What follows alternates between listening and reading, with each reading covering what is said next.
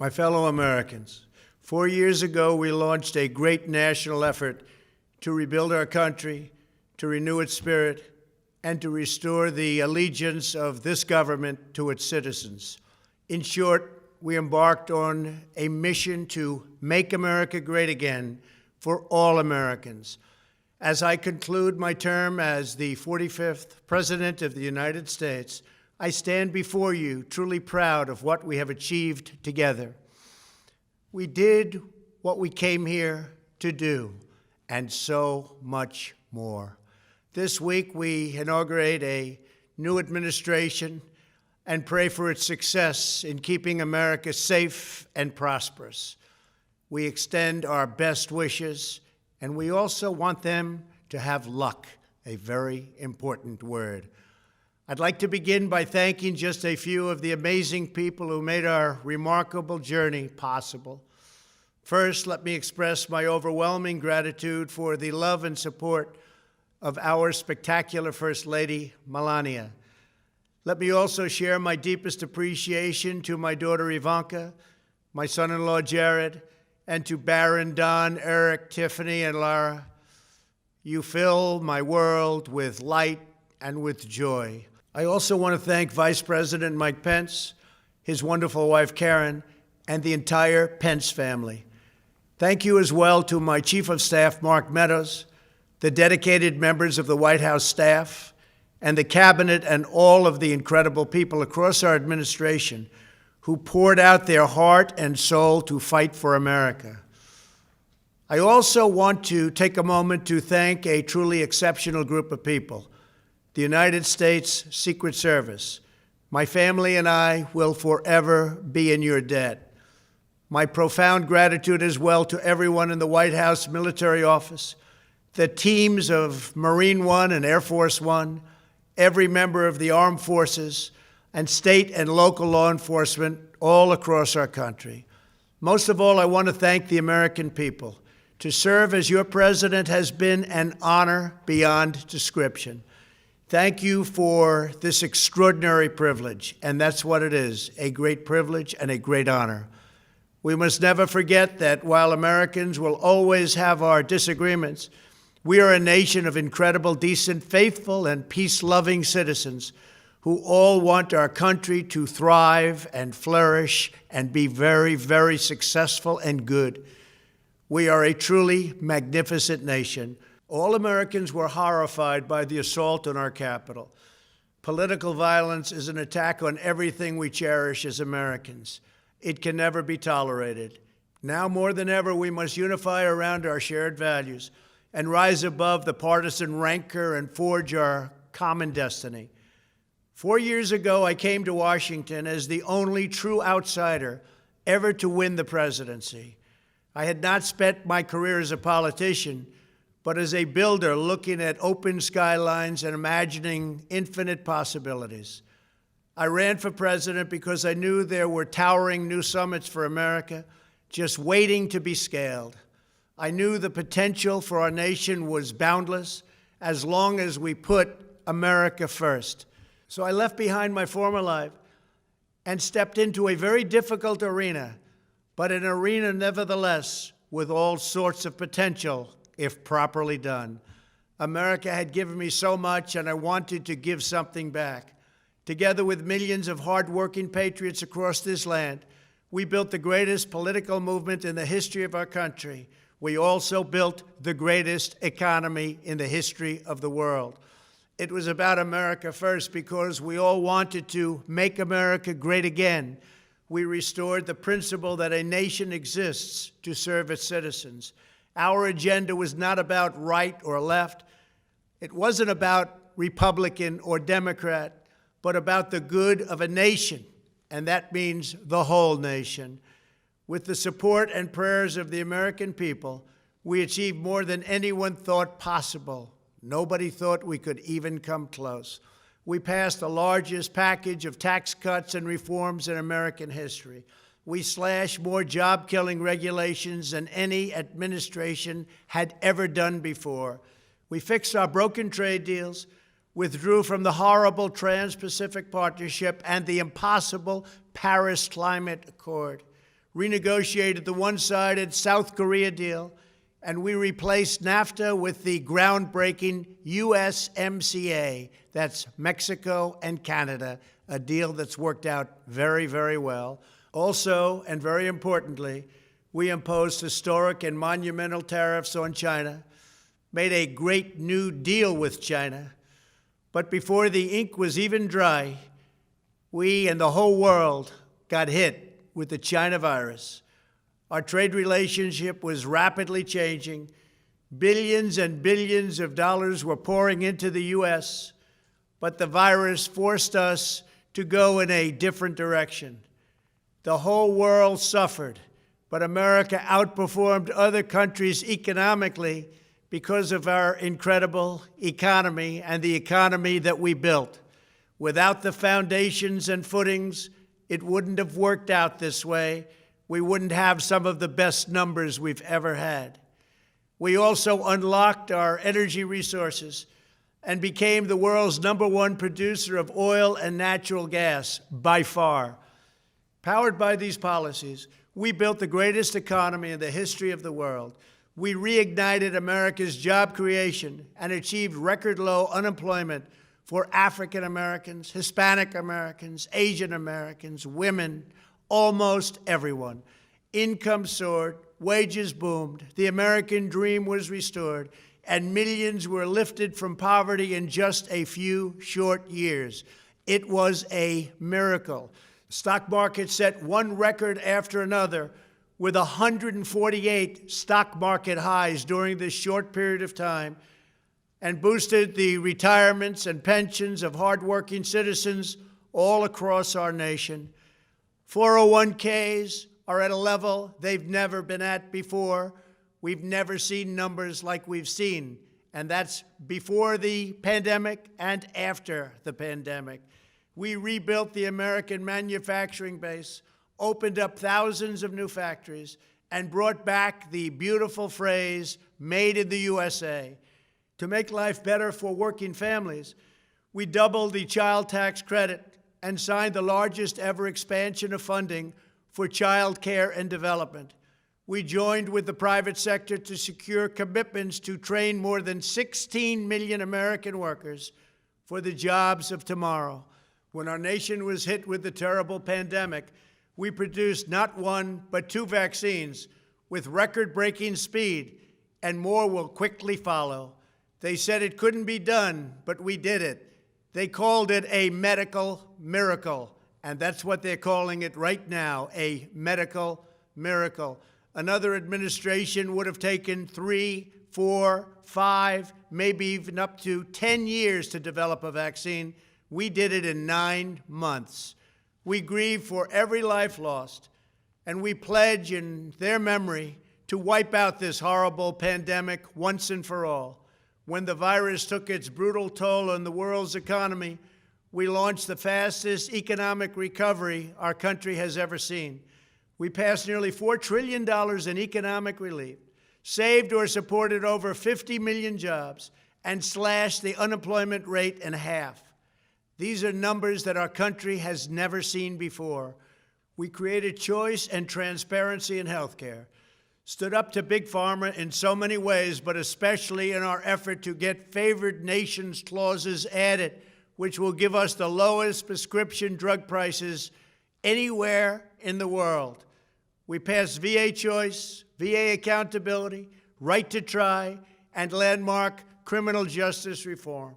We confirmed 3 new justices of the United States Supreme Court. We appointed nearly 300 federal judges to interpret our Constitution as written. For years, the American people pleaded with Washington to finally secure the nation's borders. I am pleased to say we answered that plea and achieved the most secure border in U.S. history.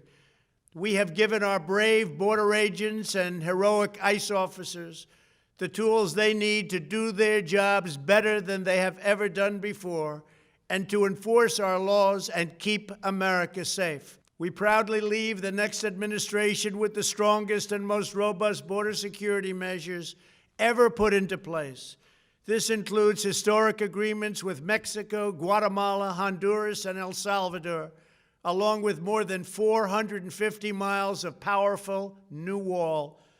We restored American strength at home and American leadership abroad. The world respects us again. Please don't lose that respect. We reclaimed our sovereignty by standing up for America at the United Nations and withdrawing from the one-sided global deals that never served our interest. And NATO countries are now paying hundreds of billions of dollars more than when I arrived just a few years ago. It was very unfair. We were paying the cost for the world. Now the world is helping us. And perhaps most importantly of all, with nearly $3 trillion, we fully rebuilt the American military, all made in the USA. We launched the first new branch of the United States Armed Forces in 75 years, the Space Force. And last spring, I stood at Kennedy Space Center in Florida and watched as American astronauts returned to space on American rockets for the first time in many, many years. We revitalized our alliances and rallied the nations of the world to stand up to China like never before. We obliterated the ISIS caliphate and ended the wretched life of its founder and leader, al-Baghdadi. We stood up to the oppressive Iranian regime and killed the world's top terrorist, Iranian butcher Qasem Soleimani. We recognized Jerusalem as the capital of Israel and recognized Israeli sovereignty over the Golan Heights. As a result of our bold diplomacy and principled realism, we achieved a series of historic peace deals in the Middle East. Nobody believed it could happen. The Abraham Accords opened the doors to a future of peace and harmony, not violence and bloodshed. It is the dawn of a new Middle East, and we are bringing our soldiers home. I am especially proud to be the first president in decades who has started no new wars. Above all, we have reasserted the sacred idea that in America, the government answers to the people. Our guiding light, our North Star, our unwavering conviction has been that we are here to serve the noble, everyday citizens of America. Our allegiance is not to the special interests, corporations, or global entities. It's to our children, our citizens, and to our nation itself. As president, my top priority, my constant concern, has always been the best interests of American workers and American families. I did not seek the easiest course. By far, it was actually the most difficult. I did not seek the path that would get the least criticism. I took on the tough battles, the hardest fights, the most difficult choices, because that's what you elected me to do. Your needs were my first and last unyielding focus. This, I hope, will be our greatest legacy. Together, we put the American people back in charge of our country. We restored self-government. We restored the idea that in America, no one is forgotten because everyone matters and everyone has a voice. We fought for the principle that every citizen is entitled to equal dignity, equal treatment, and equal rights because we are all made equal by God. Everyone is entitled to be treated with respect, to have their voice heard, and to have their government listen. You are loyal to your country, and my administration was always loyal to you. We worked to build a country in which every citizen could find a great job and support their wonderful families. We fought for the communities where every American could be safe and schools where every child could learn. We promoted a culture where our laws would be upheld, our heroes honored, our history preserved, and law-abiding citizens are never taken for granted. Americans should take tremendous satisfaction in all that we have achieved together. It's incredible. Now, as I leave the White House, I have been reflecting on the dangers that threaten the priceless inheritance we all share. As the world's most powerful nation, America faces constant threats and challenges from abroad. But the greatest danger we face is a loss of confidence in ourselves, a loss of confidence in our national greatness. A nation is only as strong as its spirit. We are only as dynamic as our pride. We are only as vibrant as the faith that beats in the hearts of our people. No nation can long thrive that loses faith in its own values, history, and heroes, for these are the very sources of our unity and our vitality.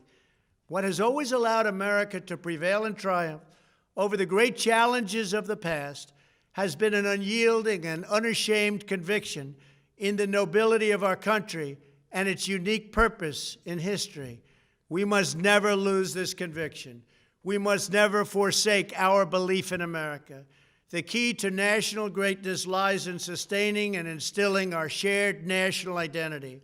That means focusing on what we have in common, the heritage that we all share. At the center of this heritage is also a robust belief in free expression, free speech, and open debate. Only if we forget who we are and how we got here could we ever allow political censorship and blacklisting to take place in America. It's not even thinkable. Shutting down free and open debate violates our core values and most enduring traditions. In America, we don't insist on absolute conformity or enforce rigid orthodoxies and punitive speech codes. We just don't do that. America is not a timid nation of tame souls who need to be sheltered and protected from those with whom we disagree. That's not who we are. It will never be who we are. For nearly 250 years, in the face of every challenge, Americans have always summoned our unmatched courage, confidence, and fierce independence.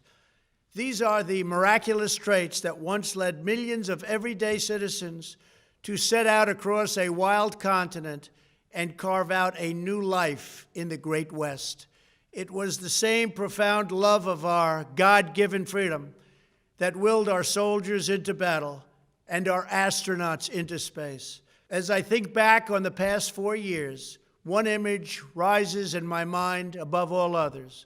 Whenever I traveled all along the motorcade route, there were thousands and thousands of people.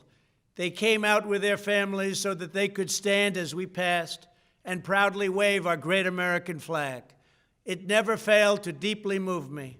I knew that they did not just come out to show their support of me. They came out to show me their support and love for our country. This is a republic of proud citizens who are united by our common conviction that America is the greatest nation in all of history. We are and must always be a land of hope, of light, and of glory to all the world. This is the precious inheritance that we must safeguard at every single turn. For the past 4 years, I have worked to do just that. From a great hall of Muslim leaders in Riyadh to a great square of Polish people in Warsaw, from the floor of the Korean Assembly to the podium at the United Nations General Assembly, and from the Forbidden City in Beijing to the shadow of Mount Rushmore, I fought for you, I fought for your family, I fought for our country. Above all, I fought for America and all it stands for, and that is safe, strong, proud, and free. Now, as I prepare to hand power over to a new administration at noon on Wednesday, I want you to know that the movement we started is only just beginning. There's never been anything like it. The belief that a nation must serve its citizens will not dwindle, but instead only grow stronger by the day. As long as the American people hold in their hearts deep and devoted love of country, then there is nothing that this nation cannot achieve. Our communities will flourish, our people will be prosperous, our traditions will be cherished, our faith will be strong, and our future will be brighter than ever before. I go from this majestic place with a loyal and joyful heart, an optimistic spirit, and a supreme confidence that for our country and for our children, the best is yet to come. Thank you and farewell. God bless you. God bless the United States of America.